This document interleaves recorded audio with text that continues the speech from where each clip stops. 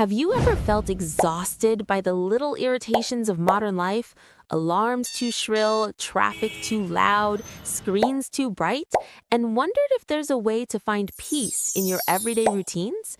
What if the answer to modern stress wasn't in apps or productivity hacks, but in small, daily habits taught by the Prophet Muhammad, peace be upon him? In this video, we will explore 5 beautiful habits that every Muslim should practice regularly. The truth is, many of these sunnahs are not difficult. They are just forgotten. And when something beautiful is forgotten, it slowly disappears from our lives. Let's revive them together.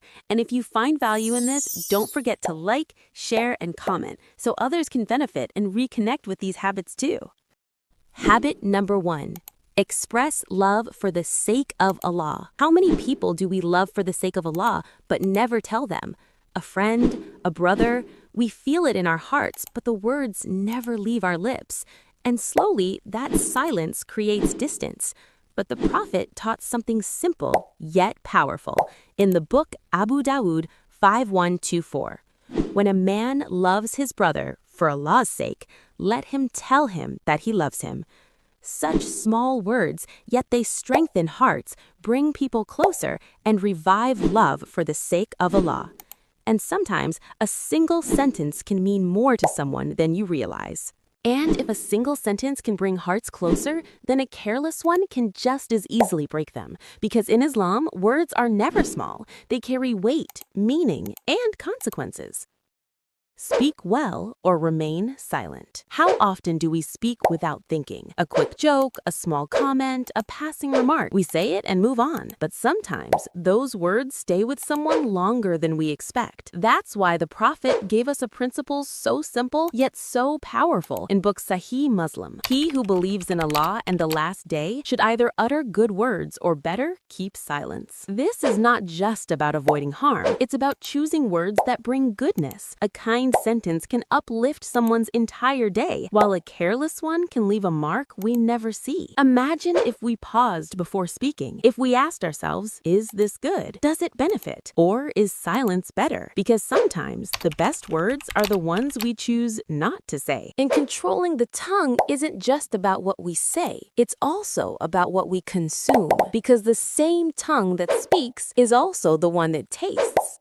Habit number 3, maintain the 1/3 rule while eating. In a world where overeating has become normal, where we eat out of boredom, stress, or habit, Islam teaches us balance, even in something as simple as food. The human does not fill any container that is worse than his stomach. It is sufficient for the son of Adam to eat what will support his back. If this is not possible, then 1/3 for food, 1/3 for drink, and 1/3 for his breath. Sunan al-Tirmidhi 2380. This isn't just about eating less. It's about living with control, not letting our desires take over something we do every single day. Because when we learn to control how we eat, we begin to control ourselves. And even a simple meal becomes an act of discipline, balance, and worship.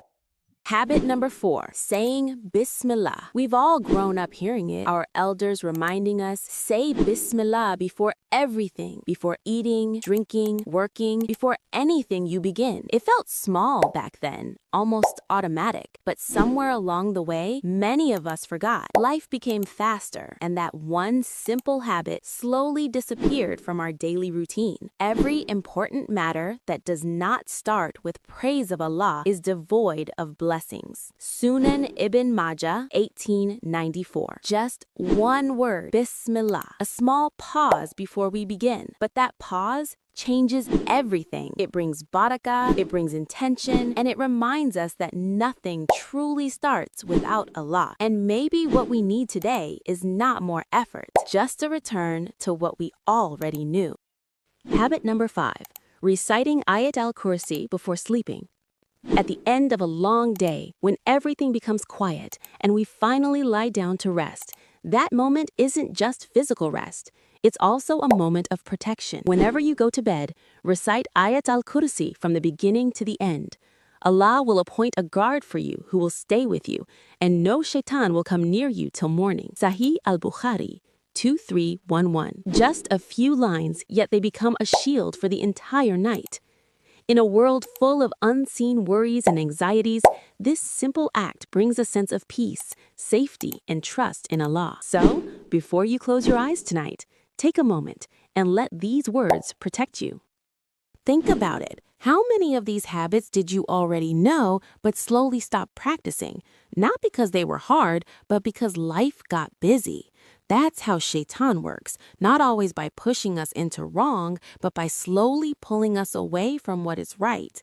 But the beauty of these sunnahs is this: you can return to them anytime, no matter how long it's been. So don't wait for a perfect moment. Start small. Start today and take back what was always meant to be part of your life. Start with one sunnah today. Don't overload yourself. Stay consistent with it for at least 7 days, then slowly add more. Because reviving a sunnah doesn't just benefit you, it carries reward, the reward of practicing it. Just imagine that scale on the day of judgment. And if you want to strengthen the most important part of your daily life, your salah, you can watch my video on the different types of salah, where I've explained it in detail. May Allah make us among those who revive the sunnah sincerely.